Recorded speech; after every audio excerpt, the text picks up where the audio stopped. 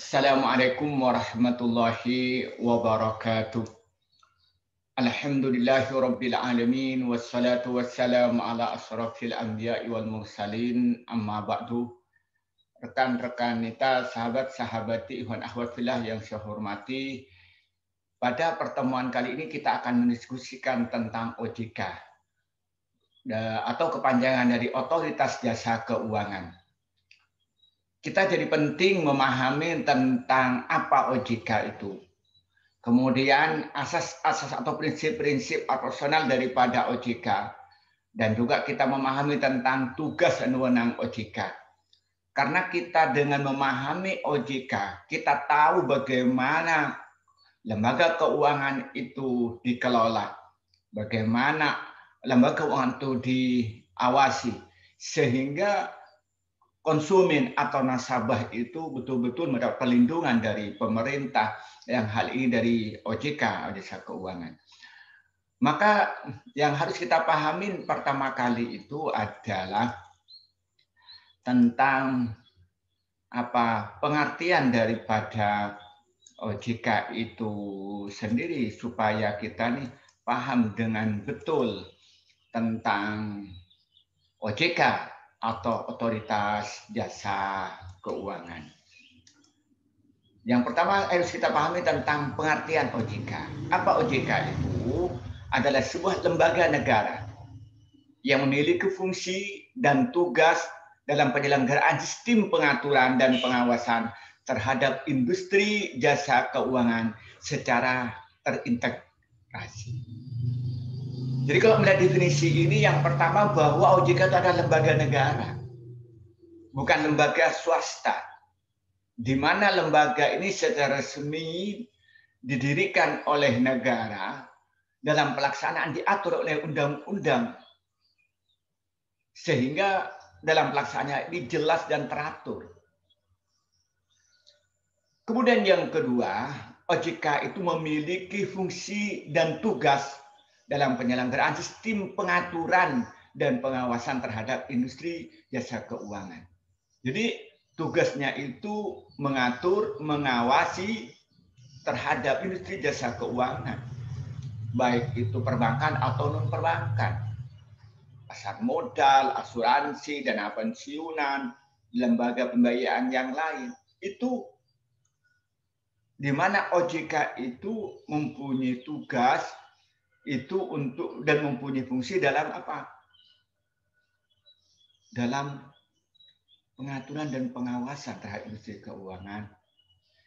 Dan yang ketiga, secara terintegrasi, di mana OJK ini melakukan tugasnya itu secara integrasi, secara menyeluruh, baik itu berkenaan dengan di intern, misalnya dalam OJK sendiri, kemudian dengan pemerintah, terutama dengan Kementerian Keuangan, dan juga berkenaan dengan lembaga keuangan dan juga nasabah, itu diatur secara integrasi, diawasi secara integrasi. Nah, itu OJK. Jadi OJK itu apa? OJK itu adalah sebuah lembaga negara yang memiliki fungsi dan tugas dalam penyelenggaraan sistem pengaturan dan pengawasan terhadap industri jasa keuangan secara terintegrasi. Nah, dalam pengusaha jasa keuangan itu diantaranya yang diawasi apa? Yang diawasi adalah perbankan, baik bank umum atau bank yang lain, juga pasar modal, juga asuransi. Jadi baik perbankan konvensional atau perbankan syariah, baik pasar modal konvensional atau perbankan syariah, atau asuransi konvensional atau asuransi syariah. Dana pensiun juga begitu, baik dana pensiunan konvensional atau dana pensiunan syariah. Semuanya ada di bawah pengaturan dan pengawasan OJK. Begitupun lembaga-lembaga keuangan yang lain. Nah, berikutnya kita akan memahami tentang asas otoritas jasa keuangan. Asas-asas OJK. Apa dalam pelaksanaannya mereka melaksanakan tugas itu? Yang pertama itu adalah independensi. Jadi independen. Artinya apa? Bahwa lembaga keuangan syariah, jasa keuangan, otoritas jasa keuangan atau OJK itu melaksanakan tugasnya sesuai dengan peraturan dan perundang-undangan yang ada.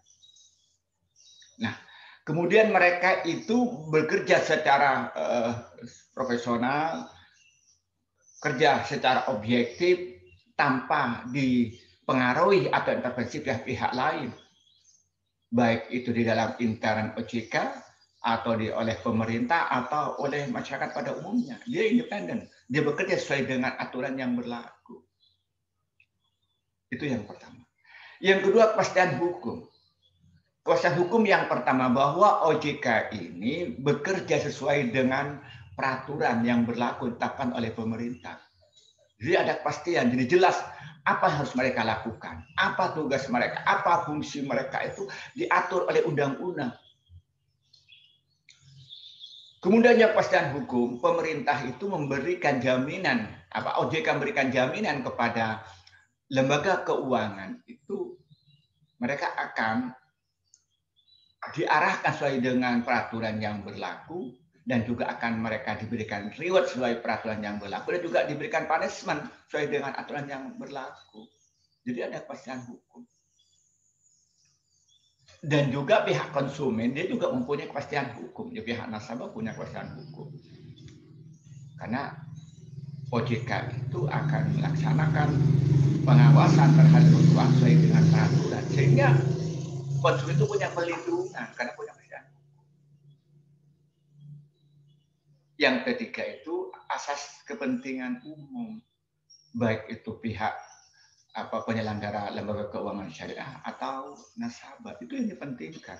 Tidak hanya pihak-pihak tertentu, semuanya. Sebagai penyelenggara keuangan juga diberikan pengaturan, juga diberikan pengawasan, juga sebagai pihak konsumen juga diberikan peraturan, juga diberikan pengawasan. Yang penting bahwa kepentingan umum terutama nasabah betul-betul terjaga dan terlindungi. Yang keempat, asas keterbukaan. Jadi pemerintah hal ini OJK, Otoritas Jasa Keuangan itu secara terbuka. Apa tugas-tugas mereka? Publik diberitahu. Apa wewenang mereka? Publik diberitahu. Dan juga dalam kebijakan, peraturan sifatnya teknis juga diberikan secara terbuka. Nah, kemudian juga begitu misalnya dalam pelaksanaan, dalam pengawasan, pihak-pihak tertentu boleh mengakses selama itu sifatnya bukan rahasia negara atau bukan rahasia perusahaan yang memang selayaknya untuk dibuka di publik, bukan berarti keterbukaan semuanya harus disampaikan. Ada hal-hal yang sifatnya itu secret, hanya orang tertentu yang tahu. Gitu. Tapi yang jelas bahwa pihak OJK ini berdasarkan keterbukaan, baik dalam pelaksanaannya, dalam pengawasannya, itu akan disana. Kemudian yang kelima itu asas profesionalisme. Jadi orang-orang yang terlibat di OJK ini adalah orang-orang yang mempunyai kemampuan tinggi, punya kompetensi yang tinggi sesuai dengan bidangnya, baik dalam pengawasan berkenaan dengan perundang-undangannya, dengan manajemennya, atau dengan akuntansinya. Mereka mempunyai kompetensi yang tinggi dan mereka bekerja secara objektif dan penuh dengan tanggung jawab. Jadi mereka itu bekerja secara profesional, punya pengetahuan yang luas, punya kompetensi yang cukup untuk melaksanakan tugasnya sebagai pengawas terhadap lembaga keuangan syariah. Kemudian yang keenam itu asas integritas. Jadi orang-orang yang mempunyai jabatan di OJK ini adalah orang-orang yang jujur, orang yang taat terhadap peraturan, orang yang taat terhadap etika, dan bekerja penuh dengan tanggung jawab. Lebih dari itu, dia itu sadar bahwa dirinya akan diawasi oleh Allah Subhanahu wa Ta'ala, terutama yang beragama. Jadi punya integritas mereka. Mereka amanah, jujur, penuh dengan tanggung jawab dalam segala apa yang mereka lakukan berkenaan dengan tugasnya sebagai pegawai atau sebagai petugas di OJK. Prinsip atau asas OJK itu adalah yang keenam itu integritas. Kemudian yang ketujuh itu tentang akuntabilitas. Artinya mereka itu apa yang mereka lakukan itu terencana dengan baik, kemudian dilaksanakan dengan baik, kemudian terdokumentasi dengan baik. Sehingga mereka itu ketika diminta pertanggungjawabannya mereka bisa akan mempunyai data yang cukup dan lengkap. Sehingga mereka bisa mempertanggungjawabkan apa yang mereka lakukan secara terbuka. Maka kenapa akuntabilitas mereka? Maka karena itu asas-asas otoritas jasa keuangan atau prinsip otoritas pelaksanaan otoritas jasa keuangan atau OJK ini ada 7. Yang pertama independensi, yang kedua kepastian hukum, yang ketiga kepentingan umum, yang keempat keterbukaan, yang kelima profesionalisme, yang keenam integritas, yang ketujuh akuntabilitas. Nah, berikutnya kita akan mengenal tentang tugas OJK. Apa tugas OJK itu? Kalau tadi dibilang bahwa OJK itu merupakan lembaga keuangan, lembaga pemerintah yang tugas dan uangnya itu adalah mengawasi lembaga keuangan secara terintegrasi. Maka kita akan memahami sekarang apa sih tugas OJK. Maka tugas OJK itu ada 3. Yang pertama itu mengatur dan mengawasi kegiatan jasa keuangan, baik sektor perbankan maupun non perbankan. Jadi dia mengatur. Jadi mengatur pelaksanaannya. Maka OJK membuat aturan yang harus ditaatin oleh penyelenggara lembaga keuangan, baik perbankan maupun non perbankan. Ya. Kemudian berikutnya OJK itu mengawasi apakah lembaga keuangan baik bank maupun non bank itu mereka itu tunduk terhadap perundang-undangan yang ditetapkan oleh pemerintah, baik itu dikeluarkan oleh BI atau yang dikeluarkan oleh DPR atau dikeluarkan oleh Kementerian Keuangan. Mereka akan diawasi. Kemudian secara khusus yang kedua itu mengatur dan menguasai kegiatan jasa keuangan di sektor pasar modal, dan ini tanah sangat berat. Itu juga mereka buat aturan yang lengkap yang dilaksanakan oleh pelaku-pelaku pasar modal, dan juga mereka mengawasi tentang pelaksanaan di lapangan, apakah mereka melaksanakan sesuai dengan aturan atau tidak. Maka kalau dia menyimpang akan diberikan punishment. Itu tugas daripada OJK. Kemudian yang ketiga itu mengatur dan mengawasi aktivitas jasa keuangan di sektor asuransi, dana pensiunan, lembaga pembiayaan, dan lembaga keuangan lain.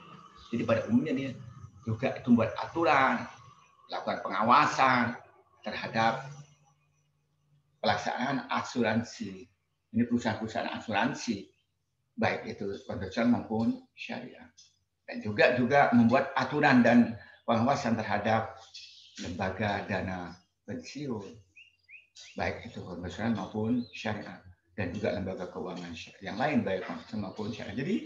Jadi OJK itu memberikan aturan dan memberikan pengawasan.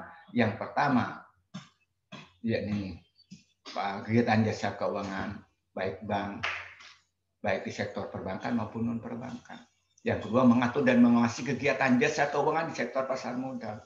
Yang ketiga, mengatur dan mengawasi aktivitas jasa keuangan di sektor asuransi, dana pensiun, lembaga pembiayaan, dan lembaga keuangan lainnya. Nah, kita akan melihat wewenang OJK. Kita lihat wewenang OJK itu kalau diambil secara bersatu ada 10. Ada 10 wewenang dari OJK itu. Yang pertama, menetapkan dan menetapkan peraturan perundang-undangan di industri jasa keuangan. Dia punya hak untuk menetapkan peraturan undang-undang di industri jasa keuangan. Dia yang buat peraturan dan aturan perundang-undangan. Jadi apa yang aturan yang harus dilakukan oleh lembaga keuangan itu adalah wewenang daripada OJK dalam menetapkan peraturan. Yang kedua, membuat dan menetapkan peraturan tentang pengawasan industri jasa keuangan. Yang kedua itu apa? Membuat kemudian menetapkan, jadi buat dulu, buat rancangan, menetapkan peraturan tentang pengawasan di industri jasa keuangan. Jadi bagaimana dia itu cara pengawasannya? Jadi OJK yang membuat dan yang menetapkan teknis bagaimana cara pengawasan di lembaga keuangan baik bank maupun non-bank. Yang ketiga itu membuat dan menetapkan kebijakan tentang pelaksanaan tugas OJK.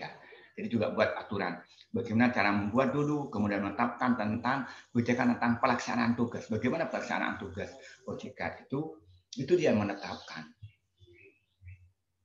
Nah, tadi seperti yang ditegaskan tadi tentang pengawasan dan sebagainya itu. Kemudian yang keempat, mengatur tentang tata cara penetapan pengelola statuter di lembaga jasa keuangan syariah, jasa keuangan. Jadi yang mengatur tentang apa tata cara mereka dibuat apa statuta di lembaga keuangan yang berlaku, misalnya di bank, di pasar modal, di asuransi dan lain sebagainya. Pemerintah OJK hal ini memberikan aturan bagaimana mereka itu membuat statuta. Itu adalah wewenang dari OJK. Jadi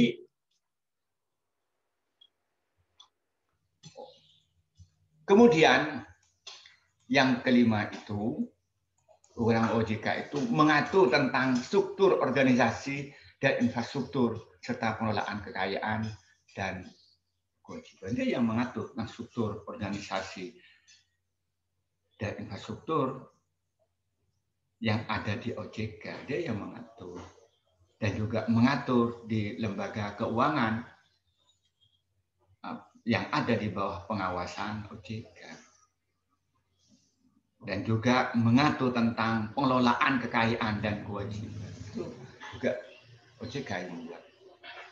Kemudian yang keenam, membuat dan menetapkan peraturan tentang tata cara pemberian sanksi berdasarkan peraturan perundang-undangan yang berlaku di sektor jasa keuangan. Jadi yang membuat dan menetapkan apa punishment, sanksi yang diberikan kepada pihak lembaga keuangan baik syariah maupun non syariah, baik bank maupun non bank, sesuai dengan penyimpangan atau kesalahan mereka. Jadi mungkin nanti membuat beberapa item. Kalau membuat undang-undang atau peraturan, kalau melanggar ini hukumannya apa? Kalau melanggar pasal 2 nanti itu sanksinya apa? Itu dibuat secara rinci oleh OJK. Sehingga tadi dia berasas profesionalisme karena semuanya jelas. Dengan aturannya jelas, maka pihak-pihak yang terlibat di lembaga keuangan itu bisa melaksanakan undang-undang itu dengan baik sempurna karena jelas. Kemudian yang ketujuh itu membuat dan menetapkan kebijakan mengenai tata cara pengawasan terhadap industri jasa keuangan. Dia yang membuat, kemudian menetapkan tentang tata cara bagaimana cara pengawasan terhadap industri keuangan itu. Jadi rinci satu persatu sehingga mudah dievaluasi benar atau tidak. Kemudian yang ke-8, OJK dapat melakukan pengawasan, pemeriksaan, penyidikan, dan pelindungan konsumen dan tindakan lain terhadap lembaga jasa keuangan. Jadi OJK mempunyai melakukan pengawasan, juga melakukan pemeriksaan terhadap lembaga keuangan maupun baik perbankan maupun non perbankan. Dan juga dia itu boleh melakukan penyidikan pada lembaga keuangan, baik perbankan maupun non-bank. Itu punya. Kemudian memberikan perlindungan kepada konsumen, yang ini pada nasabah. Itu punya memberikan perlindungan, jangan sampai nasabah dirugikan. Misalnya uang tabungannya hilang atau apa misalnya itu depositonya hangus. Itu jadi jangan sampai itu terjadi. Banyak kalau terjadi bank itu ditutup, apa tugas OJK untuk menyelamatkan konsumen? Jadi itulah OJK itu. Dan tindakan lain terhadap lembaga jasa keuangan. Dan tindakan yang lain yang tidak dianggap perlu untuk kepentingan lembaga keuangan itu sendiri dan juga kepentingan nasabah dan kepentingan negara. Kemudian yang ke-9, memberikan sanksi administratif kepada pihak yang melanggar peraturan undang-undangan di sektor jasa keuangan. Dia yang memberikan sanksi sesuai dengan tinggi kecilnya dan besar kecilnya pelanggaran yang dilakukan oleh lembaga jasa keuangan tertentu. Itu OJK. Kemudian yang ke-10, OJK berwenang memberikan dan atau mencabut izin usaha, pengesahan dan penetapan lain dalam peraturan perundang-undangan di sektor jasa keuangan. Jadi OJK yang berhak memberikan izin lembaga keuangan tertentu dalam pendiriannya dan juga mempunyai hak untuk pengawasan dan juga punya hak untuk mencabut ya izin yang sudah bisa dicabut kalau dianggap melanggar yang kategori tinggi dan juga mengesahkan izin pendirian lembaga keuangan dan juga pengesahan sesuai yang lain dan penetapannya dalam peraturan undang-undang di sektor jasa keuangan. Itulah kita itu bisa kita pahami tentang OJK atau jasa keuangan. Ternyata sangat penting kita pahami tentang OJK ini karena dengan memahami OJK ternyata pihak bank itu akan berjalan dengan bagus sesuai dengan aturan karena ada yang mengawasi. Dan juga nasabah itu merasa tentram karena lembaga keuangan itu yang dia menjadi nasabahnya, baik sebagai penampung atau sebagai pembeli deposito, sebagai orang yang mau deposito dan lain sebagainya. Nah, itu akan mendapatkan jaminan dari pemerintah, akan mendapatkan perlindungan dari pemerintah, yang hal ini pemerintah menyelenggarakan teknis kepada otoritas jasa keuangan atau OJK. Inilah yang bisa kita sampaikan pada pertemuan kali. Semoga bermanfaat. Wallahul muwaffiq ila aqwamit thoriq. Wassalamualaikum warahmatullahi wabarakatuh.